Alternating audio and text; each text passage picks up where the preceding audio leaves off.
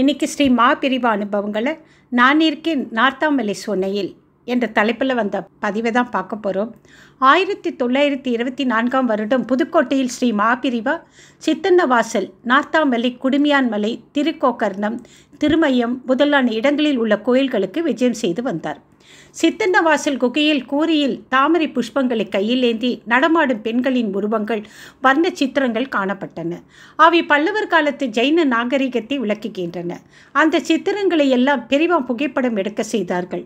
நார்த்தாமலையிலும் சித்தன்னவாசல் மலையிலும் தண்ணீர் நிறைந்த சுனைகள் காணப்பட்டன. அச்சுனைகளின் அடித்தளத்தில் சிவலிங்கங்கள் சித்தரிக்கப்பட்டிருந்தன. அச்சுனைகளின் தண்ணீரை பெரிவா இறைக்கும்படி உத்தரவிட்டார். உள்ளூர் பக்தர்களுக்கு பெரிவாளின் இப்படிப்பட்ட உத்தரவிற்கான காரணம் புரியவில்லை. அப்படி அச்சுனையின் நீரை இயந்திரம் உதவி கொண்டு இறைத்தபோது அவற்றின் கீழே சிவலிங்கங்கள் காட்சி தந்ததைக் கண்டு ஊர் மக்கள் ஆச்சரியமுட்டனர். அதுவரை இப்படி சிவலிங்கங்கள் இருப்பது அவ்வூர் பக்தர்களுக்கே தெரியாத நிலையில் பெரிவா என்னும் தெய்வத்திற்கு மட்டும் எப்படி தெரிந்ததென்று வியந்தனர். அந்த சிவலிங்கங்களுக்கு பெரிவா அபிஷேகம், அர்ச்சனை, பூஜைகளை செய்தருளினார்.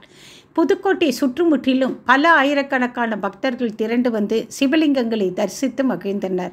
நான் இருக்கேன் என்று சுனையின் அடியில் சிவலிங்கத்தை காட்டிய ஈஸ்வரரை தரிசித்த பேரானந்தம் அவர்களுக்கு.